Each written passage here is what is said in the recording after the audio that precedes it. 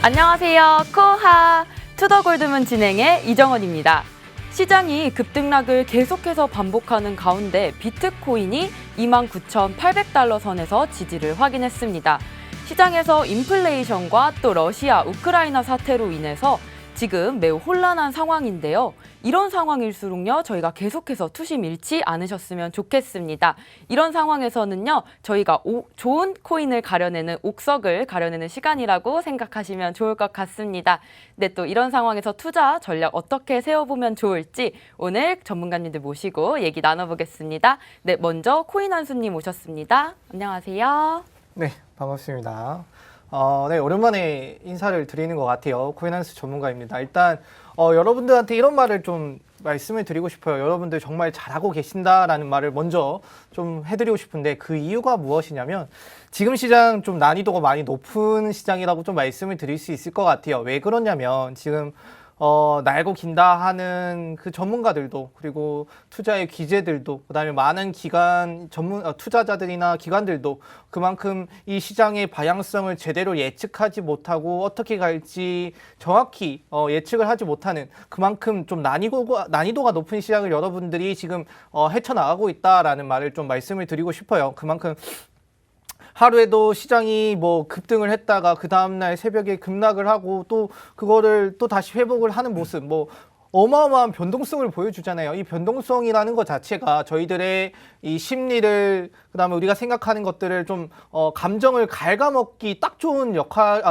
작용이 되기도 하거든요. 그 부분들을 잘 버티고 계시는 거 그렇게 된다라면 여러분들 그만큼 실력을 쌓아갈 수 있고 그리고 이 어려운 시장 원래 난이도가 높으면 그걸 헤쳐나간다라는 뜻은 내가 앞으로 더 높은 혹은 더 쉬운 난이도가 나온다라면 쉽게 풀어갈 수 있는 기회들이 나온다. 그다음에 나의 실력이 올라간다. 이 내용들 좀 알아두시면 될 것 같아요. 그 부분 제가 세계 경제나 그다음에 코인 관련 내용들 정확하게 좋은 내용들 많이 전수해 드리도록 할 테니까 저희 투더 골드문과 함께 하시면 도움이 될 거다 말씀을 드리도록 하겠습니다. 네, 계속해서 어려운 시장이 일어나고 있는 상황인데요. 또 이런 상황일수록 저희가 실력을 쌓을 수 있는 시간이라고 생각하셨으면 좋겠습니다. 네, 다음 코인가드님 모셔볼게요. 안녕하세요. 네, 안녕하세요. 네, 반갑습니다. 어제 이어서 다시 또 인사를 드립니다. 코인가드 전문가입니다. 자, 우리가 시장이 5월 13일 이후로 계속 28K부터 이제 32K 박스권 횡보를 계속 보여주고 있는 상황인데 투자자분들 많이 지치고 힘들 거라고 좀 생각을 합니다. 자, 그래도 우리 비트코인 아직 젊은 자산입니다. 젊은 자산이고 상승을 좀 해가는 그런 구조이기 때문에 우리들 이런 방어적 자산이라고 생각하시면 되고 앞으로 있을 이제 상승장에 대비해서 우리들 열심히 공부하고 열심히 투자하는 그런 시간을 가지면 좋겠습니다. 자, 뒤에 준비한 여러 가지 좀 자료들이 많으니까 투더골드문 끝까지 시청하시면서 좋은 투자 인사이트 받아가셨으면 좋겠습니다. 네, 이런 하락장에서도 비트코인은 다음에 꾸준히 상승을 할 여력이 있기 때문에 지금 많이 배워가시는 걸로 하셨으면 좋겠습니다. 네, 오늘의 코인 소식 기사 헤드라인을 통해 알아보겠습니다. 같이 화면 보실게요. 네, 미국 상원에서 시장 친화적 암호화폐 규제안을 발의했습니다. 네, 다음 라이트코인이죠. 국내 5대 자산 거래소에서 상장 폐지가 되었습니다. 네, 미국 대형 헤지펀드 시타델에서 암호화폐 거래 플랫폼 준비되었고요. 업비트에서 지금 요즘 조사를 하고 있는 중인데 금융위에서 종합검사, 중대 위반 사실과 다르다는 입장 표명을 했습니다. 네, 이렇게 오늘 코인 소식 알아봤고요. 항상 시장에 이슈들과 호재들이 있는지 저희 투더골드문과 함께 하시면 좋을 것 같습니다. 다음 순서 바로 이어서 썰전 가도록 하겠습니다. 오늘 썰전의 주제는요, 바로 인플레이션 정점인가 아닌가에 대해서 알아보겠습니다. 네, 먼저 얘기 주실 전문가님. 네, 제가 좀 먼저 얘기를 하도록 하겠습니다.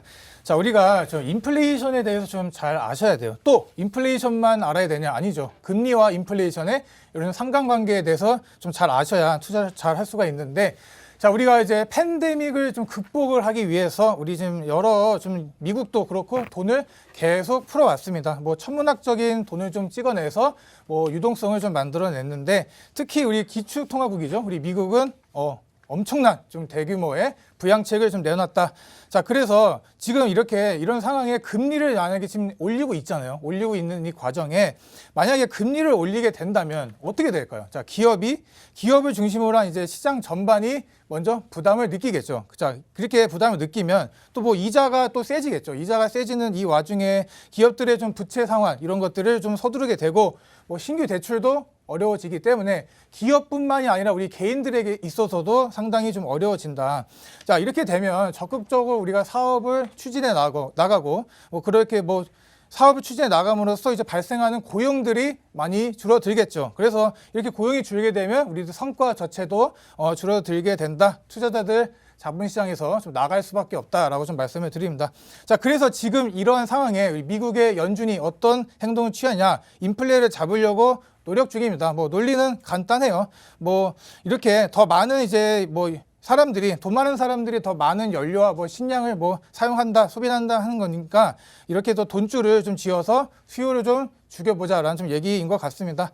자, 그래서 연준 현재 인플레이션이 2% 정도 내려가기 전까지는 계속해서 좀 금리를 올릴 거라고 좀 생각을 하기 때문에 우리들 지금 투자자분들 좀 뭐 강세장으로 가는데 인플레이션이 좀 어떻게 될까 이런 것들 좀 잘 상관관계를 알아보시면 좀 좋을 것 같습니다. 네, 그럼 코인가드님 네. 지금 강세장이 올 것이라고 예상을 했는데 그렇다면 강세장에 있을 때 인플레이션이 장애물이라고 생각하시나요? 우리가 뭐 장애물이 될 수도 있고 뭐 아닐 수도 있죠. 뭐 간단히 얘기를 드리면 자, 우리가 강세장으로 가기 위한 조건들은 좀 나중에 말씀드릴 건데 뭐 연준이 이게 금리 인상을 좀 멈추고 우리 대차대조표 6월 1일부터 이제 축소를 시작하는 이 QT 이것도 이제 좀 규모를 일정하게 좀 유지를 해야 된다라고 좀 말씀을 드리고 자, 이게 무슨 소리냐. 그래서 뭐 결국 시장에 돈을 계속 걷어들였던 걸 이제 회수하는 걸 이런 걸 좀 멈추고 다시 재공급을 해줘야 된다라는 좀 얘기입니다. 자, 근데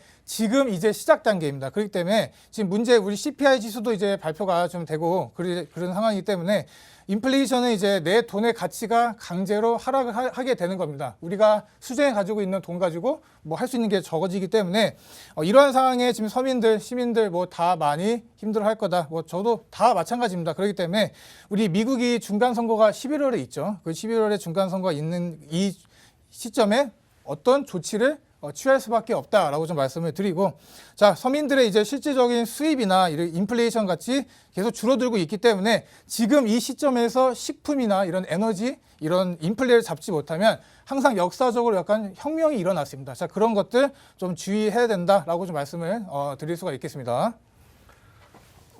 그러면 제가 코인 가드 전문가님께 한 가지 또 네네. 여쭤보겠습니다. 지금 뭐 강세장이 이제 올 수 있다라고 생각을 하셨는데 이 맞아요. 강세장이 올 수 있는 조건이 또 어떤 게 있을까요? 조건들은 좀 여러 가지가 있죠. 지금 제가 계속 말씀을 드리는 것 같은데 첫 번째로 이렇게 좀 미국 고용 시장이 좀 탄탄합니다. 지금. 그런데 이렇게 노동 참여율이 팬데믹 이전보다 좀 낮고 이제 일을 하려고 준비한 사람들이 더 많아지고 있다라는 걸 좀 말씀을 드리고 자, 이들이 이렇게 일자리를 찾아 나오고 직업을 갖고 이렇게 활동을 하게 되면 뭐 이런 공급망 문제도 자연스럽게 해결이 된다라고 말씀을 드리고 이렇게 공급망 병목 현상이 좀 줄어든다, 해결이 된다 하면은 지금 뭐 여러 가지 뭐 물건 배달이나 이렇게 하는 거에 좀 현상이 좀 지체가 되지 않겠죠. 그래서 뭐 최근에 있었던 이제 LA에 있었던 이제 선박이 다 지체돼 있었고 우리도 트러커들이 없어가지고 지금 뭐 물건을 실어 나올 수도 없었던 이런 것들 좀 말씀드릴 수 있겠고 자, 우리 중국이 또 봉쇄해서 이제 풀려난다라는 것 좀 말씀드릴 수가 있겠습니다. 자, 그리고 이제 마지막으로 미국 소비자들이 건실한 소비가 현재 이루어지고 있습니다. 뭐 신용카드 지출이 팬데믹 이전으로 좀 이제 수준으로 돌아갔기 때문에 막 카드를 막 쓴다는 얘기가 아니에요. 막 내가 가지고 있는 돈 막 쓰고 소비를 하겠다 이 얘기가 아니라 지금 가계의 재정 상태는 그 어느 때보다 탄탄하다. 우리들 뭐 통장 잔고를 확인하면서 이렇게 소비를 한다라고 좀 보시면 될 것 같고요.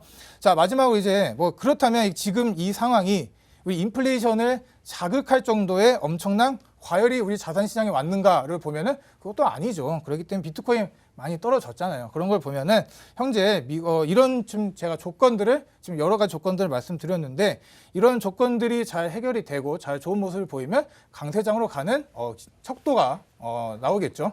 이렇게 말씀드릴 수 있겠습니다.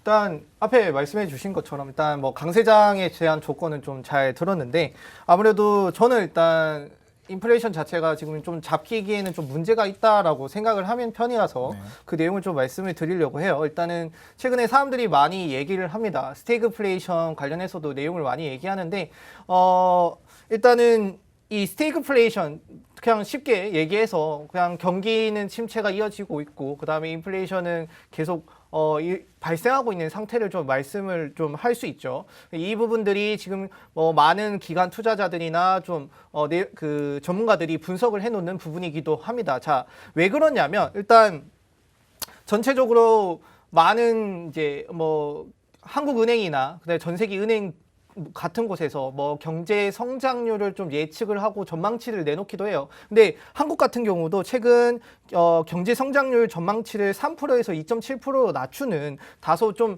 약한 모습을 보여주면서 심리가 위축이 된 모습을 보여주면서 올해 이 한국의 경제 성장률이 좀 낮아질 것이다. 그 이유가 무엇이냐? 여러분들이 많이 아시는 내용들이에요. 그냥 계속 다뤄왔던 내용들이고 뭐 거기서 추가되거나 나빠진 것들은 없습니다. 근데 여기서 추가된 내용들은 없지만 더 나빠진 내용들이 있죠. 어떤 거냐면 일단은 러시아 우크라이나 내용들은 계속 이어지고 있죠. 그 이어짐에 따라서 거기서 우리가 나비 효과로 받는 영향을 제가 조금 이따 말씀을 드릴 거고요. 그리고 최근에 뭐 중국, 상해, 뭐 봉쇄 이런 부분도 있었을 거고요. 그 다음에 인도 같은 경우도 최근에 폭염을 통해서 폭염이 일어나니까 밭에 나가서 농사를 해야 되는데 농사할 수도 없고요. 그런 부분이 계속 나오잖아요. 그렇다 보니까 경제적으로 인플레이션은 증가하고 사람들은 돈벌이는 줄고 그럼 어떻게 돈을 어디서 구합니까? 돈은 구할 데는 없는데 금리 인상했죠. 내가 빚은 늘어나는데 그렇다고 내가 지금 사람들 MZ 세대가 문제가 뭐냐면 자기들이 그 워라밸이라고 하죠. 이 워라밸을 지키기 위해서 또 취직도 잘 안 해요. 근데 기업 입장에서는 사람이 있어야 내가 그 일을 시켜가지고 회사가 굴러가는데 그러지 못하는 상황이 계속 발생하고 있거든요. 결국에는 이 악순환이 계속 되풀이되는 부분이 있기 때문에 이것이 마지막에는 스태그플레이션으로 갈 가능성이 있다. 많은 기관 투자들이나 은행들이 그런 얘기를 좀 내놓고 있다. 말씀을 좀 드릴 수 있을 것 같아요. 그리고 여기서 보면 우리가 좀 질문 하나 드리면 이거 식량에 대한 문제가 좀 많습니다. 지금 뭐 여러 가지 지금 전쟁 때문에 뭐 식량 뭐 곡물가도 많이 오르고 그래서 약간 이런 식량 인플레이션의 좀 문제에 대해서는 좀 어떤 게 있는가도 좀 개인적으로 좀 궁금해서 좀 여쭤보도록 할게요. 일단 뭐 말씀해 주신 것처럼 일단 식량에 대한 내용들이 정말 여러분들도 이제는 실생활에 많이 느끼실 거예요. 어떻게 느끼냐면 최근에 뭐 밀값 올라갔죠. 그다음에 뭐 쌀은 뭐 빼고 뭐 고기값 올라간다, 밀값 올라간다, 뭐 석유 이런 것도 올라간다. 그리고 그다음에 또 저희가 나가서 먹기에 겁난다. 이제는 뭐 치킨이든 햄버거든 그다음에 외식 관련해서 내용들도 비용이 다 올라갔고요. 뭐 우유 이런 부분들도 계속 올라가고 있는 모습을 좀 확인할 수 있고 이게 뭐 전 세계적인 것뿐만 아니라 국내에서도 좀 느낄 수 있는 부분이 될 것 같아요. 자, 거기서 이유가 뭐냐면 일단은 우크라이나 러시아 사태를 좀 얘기를 들 수 있을 것 같아요. 러시아랑 우크라이나 자체가 또 어마어마한 곡창지대 곡창을 저장하는 이 나라로 좀 이렇게 유명한데요. 그 부분에서 차질이 생기다 보니까 자 우크라이나가 이 곡창지대 이 밀 같은 걸 만들어서 어디다 보통 수출을 했냐. 보통 저희 못 사는 나라들 있죠. 신흥국이라고 해요. 신흥국이나 개발도상국 이런 곳이라고 하는데 그 나라에 이제 많이 수출을 했습니다. 근데 그 수출을 받던 나라들이 우크라이나로부터 이걸 못 받으니까 배가 고파지죠. 그 다음에 그 안에서 자기들끼리 또 싸우게 되고 지금 정권이 뭐 나빠졌다. 너희들 정권 왜 그러냐. 우리 먹고 살아야 되는데 석유값은 올라가고 우리 뭐 월급이 늘어나는 것도 아니고 밀값 올라가고 우리 이렇게 돼선 장사도 못한다. 먹고 살 수도 없다. 이런 부분들이 계속 나오고 있는 것 같아요. 그래서 뭐 중국이나 미국 같은 곳에서도 계속 이렇게 밀을 수출을 하고 있는데 그것 갖고는 조금 택이 없는 부분이 나오고 있고 세계 2위 밀 생산 국가인 인도 같은 경우도 제가 아까 날씨 관련해서도 좀 말씀을 드렸던 것 같아요. 인도가 세계 2위 밀 생산량을 좀 담당하는 구간인데 최근에 인도 같은 경우는 폭염에 의해서 50도까지 올라가면서 사람들의 밀 생산량이 50% 정도 감소하는 모습을 확인할 수 있다라고 볼 수 있을 것 같아요. 그래서 인도 자체가 처음에는 너무나 우리 밀 많아, 너 많으니까 너희 불쌍한 나라들 내가 도와줄게. 그래서 누가 수출할게 했는데 그게 한 3주 지나서 폭염이 닥치니까 밀 생산량이 현저히 떨어졌죠. 그러니까 우리 수출 금지, 너희 줄 밀 없다. 우리 먹고 살기도 바쁘다라는 형태가 됐어요. 그래서 그렇다 보니까 다시 이 인도에 의해서 도움을 받던 밑에 아래 국가들 있죠. 뭐 이집트나 뭐 스리랑카 그런 이제 약간 사막 구간 이런 지역 있죠. 이 폭염에 의해서 계속 영향을 받고 있고 밀 수입도 안 되고 결국에는 석유값 올라가고 계속 나빠지는 현상이 발생하고 있다. 좀 말씀을 드릴 수 있을 것 같아요. 뭐 그 답변이 잘 들은 것 같고요. 뭐 지금 다시 한번 또 질문을 좀 드리면 지금 우크라이나랑 러시아가 전쟁 상태가 좀 소강 상태로 가고 있는 뭐 상태라고 좀 생각을 하는데 여기서 있어서 또 우리가 지금 어떻게 또 코인 시장이 좀 가게 될지 이런 것도 좀 인플레이션하고 해서 좀 엮어서 어떻게 좀 갈까 좀 여쭤보고 싶네요. 네. 일단은 자 우크라이나 러시아가 어느새 저희의 이 눈에서부터 좀 많이 멀어졌죠. 그렇다 보니까 사람들이 많이 좀 궁금해 안 하실 수도 있고 모르시는 부분이 있을 것 같아요. 일단은 러시아, 우크라이나 같은 경우는 계속 싸우고 있죠. 그리고 러시아 같은 경우는 지금 돈바스 지역이죠. 이 돈바스 지역의 한 90% 정도를 러시아가 차지했다라고 해요. 그만큼 우크라이나 기준, 우크라이나는 키예프 기준으로 왼쪽, 오른쪽은 나뉘는데 왼쪽은 친미, 오른쪽은 친러인데 친러 지방의 뭐 대부분들이 이제 러시아 쪽에 붙어 있다 보니까 좀 많이 좀 포섭이 됐고 넘어간 형태. 근데 여기에서 러시아가 여기에 더불어서 우크라이나가 밀을 생산을 해놨어요. 저장고에 저장을 해놨는데 이거를 이제 수출을 해야 되는데 수출 못하게 하고 있어요. 누가 못하게 하고 있냐면 러시아가 못하게 하고 있어요. 우크라이나 밑에 보면 흑해가 있습니다. 우크라이나 밑에 보면 흑해가 있는데 흑해에 이 지뢰를 깔아가지고 배가 지나가면 그 지뢰에 의해 터지게 만드는 결국에는 흑해 자체를 러시아 자체가 지금 다 봉쇄를 하고 막아 있는 상태다. 그럼 우크라이나 같은 경우는 결국엔 내륙으로만 지나가야 되는데 이 내륙을 통해서 밀을 옮기는 게 쉽지가 않겠죠. 그리고 결국엔 선박을 통해서 뭐 석유든 뭐 밀이든 이런 것들 많이 운반을 했었는데 결국엔 선박이 완전히 무너진 상태다. 결국엔 우크라이나를 통해서 이 밀적이나 이 식량 그러니까 에코 인플레이션이라고 해요.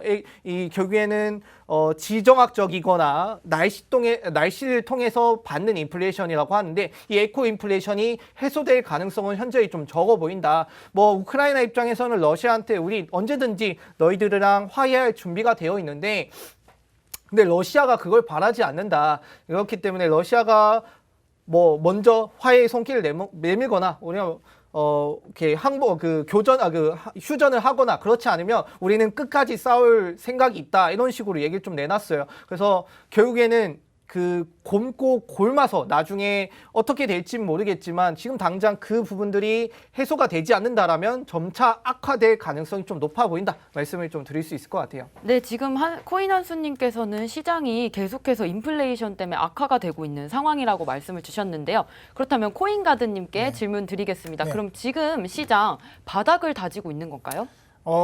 좀 예민한 질문인 것 같습니다. 근데 지금 우리가 어떻게 보면 암호화폐 시장이 유일하게 좀 남은 자유시장 중 하나다라고 좀 말씀드릴 수가 있을 것 같아요. 자, 어떻게 보면 지금 루나 얘기 계속 지겹다 하는 거 싫어할 수도 있는데, 자, 우리가 어떻게 보면 이 루나 사태가 코인 시장에 바닥을 좀 다지게 되는 좀 계기가 될 수도 있겠다라고 저 개인적으로 좀 생각을 합니다. 자, 왜냐하면 자, 어떻게 보면 이렇게 루나 사태로 인해서 이렇게 천천히 일어났어야 하는 그 일들이 뭐 수일 만에 빠르고 아주 강력하게 좀 일어났다라고 좀 볼 수가 있겠습니다. 자, 그래서 지금 우리 이 크립토 시장이 주식과는 다르게 이 구제 금융의 이제 법적인 보호를 받지 못하기 때문에 어떻게 보면 투자자들의 좀 상처가 더 컸다라고 좀 말씀을 드릴 수 있겠고, 자, 지금 우리가 이렇게 계속되는 이 주식시장, 코인시장 뭐 커플링 계속 오고 있었죠. 근데 빨리 디커플링이 좀 생겨라라고 이렇게 사람들이 바라고 있었는데, 자, 최근에 저 무빙을 보면은 이렇게 좀 조금 더 암호화폐와 주식시장이 디커플링이 좀 진행이 더 되고 있다는 것도 주목할 필요가 있겠죠. 그래서 뭐 비트코인과 뭐 나스닥이 뭐 10일, 뭐 30일, 90일 이렇게 상관관계를 이렇게 지나간 차트를 이렇게 보게 되면은 점차 줄어들고 있는 모습을 찾을 수 있다라고 말씀드리고, 사실 코인 시장은 그들만의 리그로 조금씩 움직여 가고 있습니다. 그래서 자, 제가 지금 이제 말씀드린 이 현재 지금 시즌 종료가 아니다라고 말씀드리는 이유는 우리 비트와 이더가 아직도 이게 강세장으로 가고 있다는 그걸 판단을 해본다면, 자, 특정 사이클의 바닥, 우리가 전 반감기의 고점이죠. 그 고점보다 지금 현재 위에서 놀고 있습니다. 그거를 잘 보셔야 돼요. 그래서 무조건 높아야 우리가 약세장으로 가지 않는다라고 좀 판단을 하는데, 현재 잘 버텨준다. 그래서 뭐 내려갈 거다라고 지금 하기보다는 그래도 잘 지켜주는 모습, 단기적으로 좀 행보장으로 많은 사람들이 좀 힘들어하고 있긴 있어요. 그래도 뭐 괜찮다라고 좀 말씀드릴 수가 있겠습니다. 그래서 지금 최고 수준을 좀 기록하고 있습니다. 인플레이션 같은 경우는 뭐 당분간 계속 높은 수준을 유지할 수밖에 없다라고 좀 말씀을 드리는데, 그래서 네, 지금 계속해서 코인가드님께서 네. 말씀해 주신 게 이제 시즌 종료를 얘기해 주셨잖아요. 맞아요. 근데 네. 저는 이 부분을 코인한스님한테 묻고 싶어요. 이게 지금 시즌 종료가 되고 있는지, 아니면 이게 반감기가 이제 다시 끝났다, 다음 반감기를 기다려야 된다, 이렇게 생각하시는 투자자분들도 많거든요. 참 이걸 좀 이렇게 말씀을 드리는 게, 시즌 종료를 누가 만들었는지 좀 모르겠어요. 사실 시즌 종료가 왜 있는 거죠? 네. 저희 뭐 이렇게 여름, 봄, 여름, 가을, 겨울도 있는 것이 아닌데 시즌 종료가 왜 있는지 참 애초에 저는 그 말부터가 좀 마음에 안 들더라고요. 솔직히 말하면 사람들이 이제 뭐 시즌 종료다, 뭐 하락할 거다 하는데, 사실 저희가 올랐으면 떨어짐이 있는 게 당연한 거 아닌가요?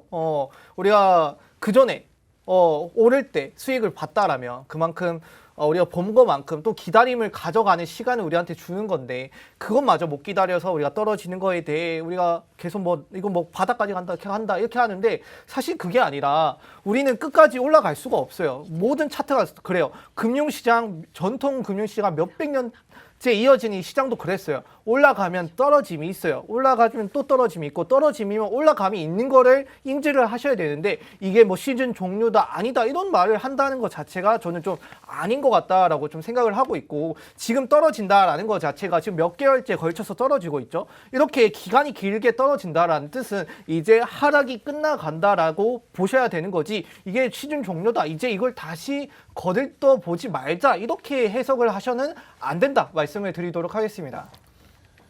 저와 이제 또 말씀드리고 싶은 게 있습니다. 지금 계속 이렇게 막 서로 막 말하려고 막 지금 이렇게 꼬이고 있는 것 같아요. 정말 재밌는 상황인데, 자, 제가 이러한 인플레이션 심각인 상태에서도 우리가 비트코인을 왜 투자처로 좀 해야 되냐라고 좀 이거에 대해서 좀 말씀드리도록 할게요.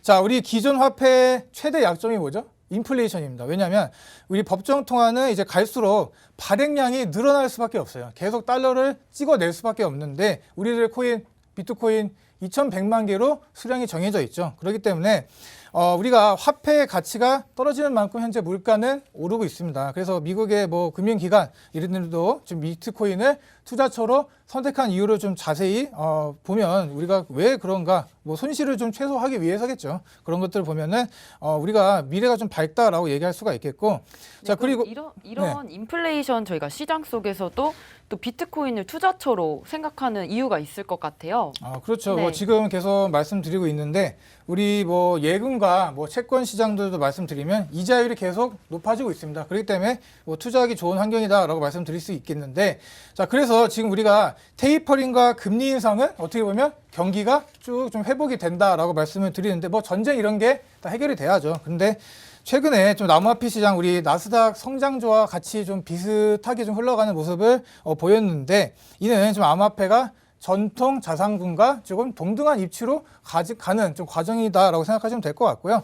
자, 우리가 비트코인 중국의 공격에도 살아남았습니다. 우리 중국이 채굴을 거의 75%로 채굴 강국이었는데, 이게 이제 미국으로 좀 넘어갔죠. 그래서 뭐 많이 줄었지만 그래도 지금 다시 채굴을 요즘 하는 그런 모습을 보입니다.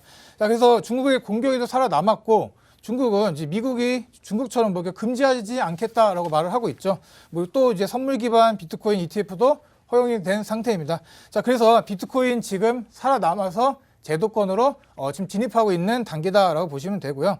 자, 우리가 이런 자산 거품 붕괴와 인플레이션에 대한 뭐 따른 이제 통화 가치 하락 속에서 우리 사람들이 찾고 있는 대안으로 비트코인밖에 없다라고 저는 말씀드릴 수가 있겠고, 자 결론은 제가 좀 말씀드린 결론은 자 우리가 이런 물가 상승, 지금 물가 상승이고 인플레이션이 좀 심각합니다. 이런 상승은 어떻게 보면 투자에 좀 우호적인 투자 환경을 오히려 비트코인으로 유동성이 들어올 수 있는 그런 거를 말씀드릴 수가 있겠고, 인플레이션은 비트코인의 가격이 뭐 상승으로 이루어지지 않을까라는 좀 생각을 말씀을 드리겠습니다. 네, 일단 코인 가드 전문가님께서 말씀해 주신 거에 좀 덧붙여서 말씀을 좀 드리도록 할게요. 비트코인의 가치는 아무래도 인플레이션에 좀 많이 더 빛을 발할 것 같아요.